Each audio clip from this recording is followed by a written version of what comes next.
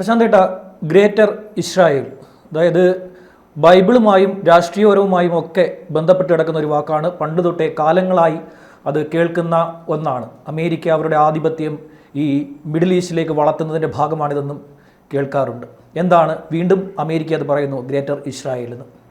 എന്താണ് greater Israel? ട്രംപിൻ്റെ തെരഞ്ഞെടുപ്പ് പ്രചരണാർത്ഥം ട്രംപ് നടത്തിയ ഒരു പ്രസംഗത്തിലാണ് ഇത് പറഞ്ഞത്. ട്രംപ് പറയുന്നത് നമുക്ക് ഇസ്രായേലിൻ്റെ വലിപ്പം പോരാന്ന്. ഇസ്രായേലിന് നമുക്ക് വലിപ്പം ഉണ്ടാക്കണം. അതുപോലെ തന്നെ ഇസ്രായേലിനെതിരെ നിൽക്കുന്ന എല്ലാവരും നമ്മുടെ ശത്രുക്കളാണ്. ഇസ്രായേലിനെതിരെ കഴിഞ്ഞ കുറേ കാലങ്ങളായിട്ട്, അല്ലെങ്കിൽ കുറച്ചു കാലം മുമ്പ് അമേരിക്കയിൽ ചില യൂണിവേഴ്സിറ്റികളിൽ ചില വിദ്യാർത്ഥികൾ ഉൾപ്പെടെ പാലസ്തീൻ അനുകൂലമായിട്ട് സമരം ചെയ്തതായിട്ട് നമ്മൾക്ക് കാണുവാൻ സാധിച്ചു. എൻ്റെ ഭരണം വന്നാൽ ഇനിയും അത്തരത്തിലുള്ള വിദ്യാർത്ഥികൾ സമരം ചെയ്യുന്ന അവസ്ഥ ഉണ്ടാകത്തില്ല. അത് ഈ അമേരിക്കയിലെ വിദ്യാർത്ഥികളാണെങ്കിൽ ഇവിടെ ശിക്ഷ കിട്ടുന്ന അവസ്ഥയുണ്ടാവും. വെളിയിലത്തെ വിദ്യാർത്ഥികളാണെങ്കിൽ അവരെ ശിക്ഷിച്ച് അല്ലെങ്കിൽ നാട് കടത്തുന്ന സംവിധാനത്തിലേക്ക് പോകും. ആ യൂണിവേഴ്സിറ്റി പോലും ഇവിടെ ഉണ്ടാകുന്ന ഒരവസ്ഥ എൻ്റെ ഭരണത്തിൽ ഉണ്ടാകുന്നില്ല. എന്ന് വെച്ചാൽ കൃത്യമായ ഒരു പൊളിറ്റിക്സ്. അതായത് അമേരിക്കൻ ജനത ഇസ്രായേലിനോട്ട് എത്രയും കടപ്പെട്ടിരിക്കുന്നു, അതിൻ്റെ കൂടെയുള്ള ഒരു ദേശീയവാദം ഒരു കൂടെ വരുന്നുണ്ട്. മാത്രവുമല്ല, ഇത് ശരിക്കും അമേരിക്കയും ഇസ്രായേലും ആഗ്രഹിക്കുന്ന ഒരു കാര്യമാണ്. ഈ ഗ്രേറ്റർ ഇസ്രായേൽ എന്ന് പറയുന്നത് ഈ പറയുന്ന ഗൂഗിളിലൊക്കെ സെർച്ച് ചെയ്താൽ മനസ്സിലാവും. ഗ്രേറ്റർ ഇസ്രായേലിനകത്ത് ഗ്രേറ്റർ ഇസ്രായേൽ എന്ന് പറയുന്ന ഒരു സങ്കല്പത്തിനകത്ത് തുർക്കി വരുന്നുണ്ട്, സൗദി വരുന്നുണ്ട്, അല്ലെങ്കിൽ ഈജിപ്തിൻ്റെ പല ഭാഗങ്ങളും.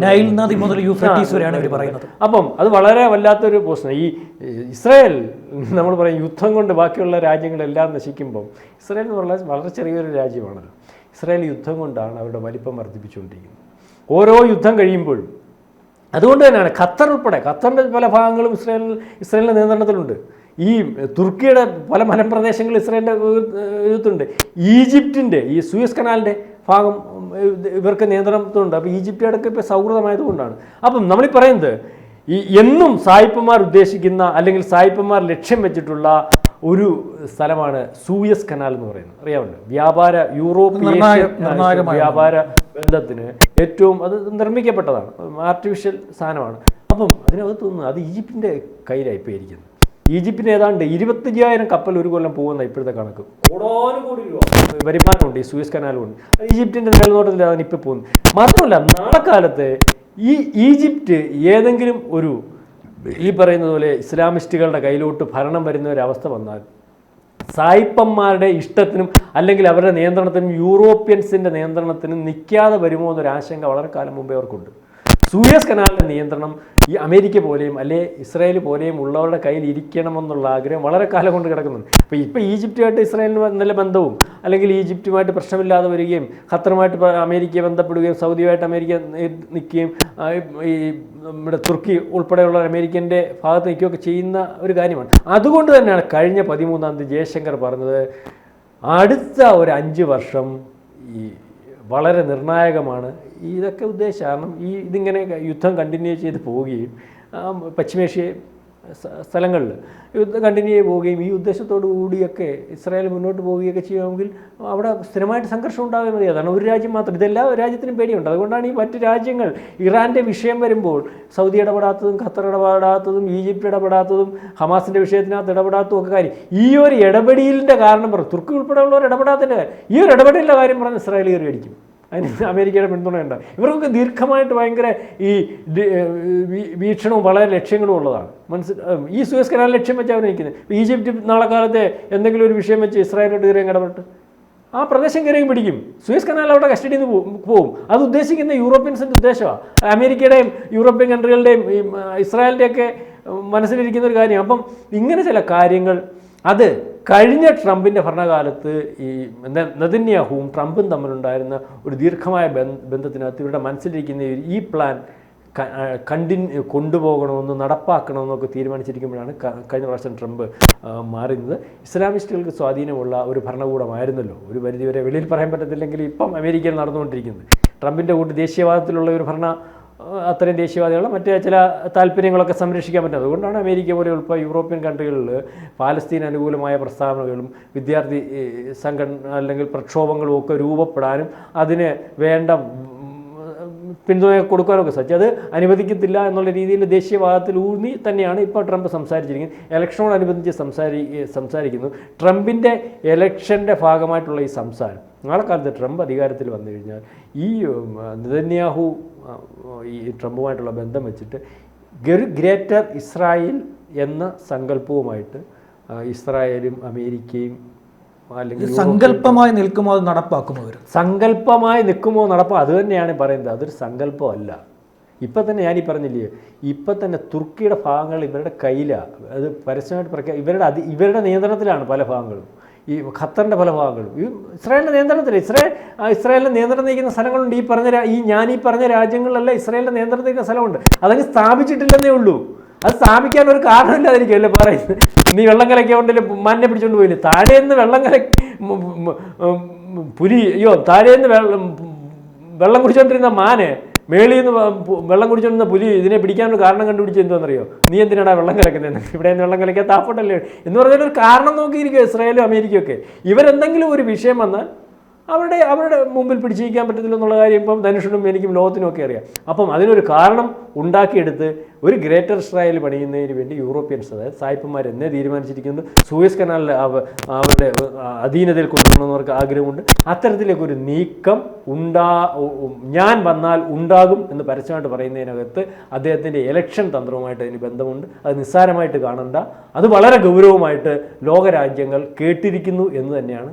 നടപ്പായി കഴിഞ്ഞാൽ ഒരു ലോക മഹായുദ്ധത്തിലേക്ക് നടപ്പാക്കാൻ ശ്രമിച്ചാൽ എന്ന് പറഞ്ഞാൽ ഇപ്പം നടപ്പാവുന്നത് എങ്ങനെയാണ്? ഈ സൗഹൃദത്തിൽ നിൽക്കുന്ന ആൾക്കാർ ഏതെങ്കിലും കാരണവശാൽ ഇപ്പം ഹമാസുമായിട്ടുള്ള യുദ്ധം നടത്തിക്കൊണ്ടിരിക്കുന്ന സമയത്ത് ഈ മുസ്ലിം രാജ്യങ്ങൾ ഹമാസിന് അനുകൂലമായിട്ട് എന്തെങ്കിലും തീരുമാനമെടുത്ത് മുന്നോട്ട് വന്നാലേ നടപ്പാക്കാൻ പറ്റത്തുള്ളൂ. അല്ലെങ്കിൽ ഇപ്പോഴത്തെ കരാർ അനുസരിച്ചും അല്ലെങ്കിൽ ഈ സൗഹൃദം അനുസരിച്ച് ഇതിങ്ങനെ മുന്നോട്ട് പോകും.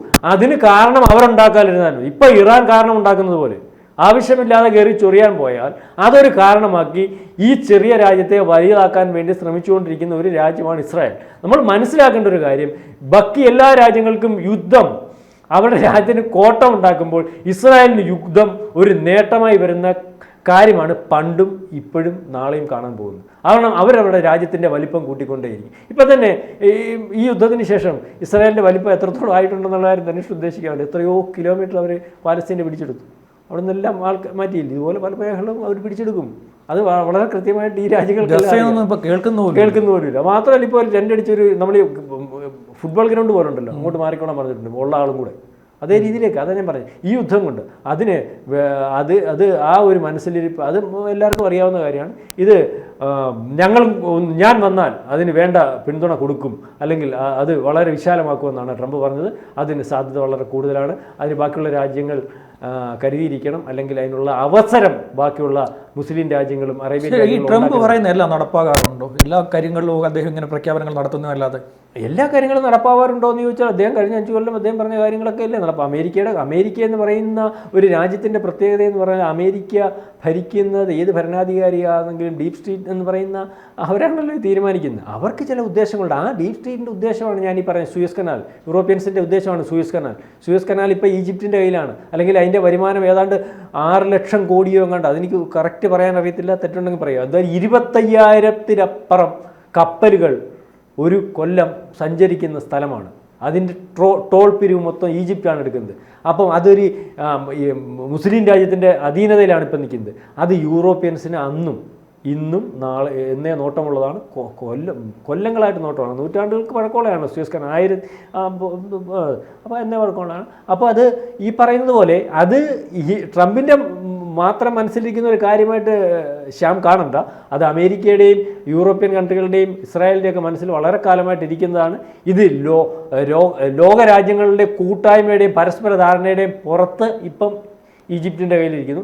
നാളെ കാലത്ത് ഇതിനൊക്കെ ഒരു ധാരണാ വ്യത്യാസം വന്നാൽ ആ കാരണം പറഞ്ഞ് ഇതുവരെ കൈക്കലാക്കാനുള്ള ശ്രമം ഉണ്ടാവും. അതിനുള്ള കാരണം ഉണ്ടായാൽ അത് അവരുടെ കൈക്കലാക്കും എന്നുള്ളതാണ്. ഒരു ഇലക്ഷൻ ഗിമിക്ക് അല്ലേ ഇത്? അല്ലല്ല, ഇലക്ഷൻ ഗിമിക്കൊന്നും അല്ല. ഇത് അമേരിക്കയുടെയൊക്കെ ട്രംപിൻ്റെ മാത്രമല്ല കാര്യമല്ല. വളരെ കാലമായിട്ട് യൂറോപ്യൻസിന്റെ മനസ്സിൽ സായിപ്പന്മാരുടെ മനസ്സിലിരിക്കുന്ന ഒരു ലക്ഷ്യം തന്നെയാണ് ഇസ്രായേലിന്റെ കയ്യിൽ മതി. ഇസ്രായേലിന്റെ കയ്യിൽ സൂയസ് കനാൽ ആയി കഴിഞ്ഞാൽ അമേരിക്കയ്ക്ക് മതി. അത് അമേരിക്കയുടെ ഡയറക്ഷൻ വേണ്ട, ഇസ്രായേലിന്റെ കയ്യിലായാലും മതി, സേഫായി. അവരതേ ഉദ്ദേശിക്കുന്നുള്ളൂ. ഇസ്രായേലിൻ്റെ കയ്യിൽ വന്നാൽ സേഫായി. അവർക്ക് സായിപ്പന്മാരുടെ കയ്യിലിരിക്കണം. ഇസ്രായേലും സങ്കല്പത്തിൽ സായിപ്പാണ്, അമേരിക്കൻ യൂറോപ്യൻ അല്ല യൂറോപ്യൻസ് അങ്ങനെ വരും. ബാക്കി രാജ്യങ്ങളെ അവർ സൗഹൃദം ഉണ്ടെങ്കിലും വേർതിരിച്ച് തന്നെയാണ് കാണുന്നത്. അതങ്ങനെ തന്നെയാണല്ലോ പണ്ടും, നാളെ അങ്ങനെ തന്നെയായിരിക്കും. ശരി.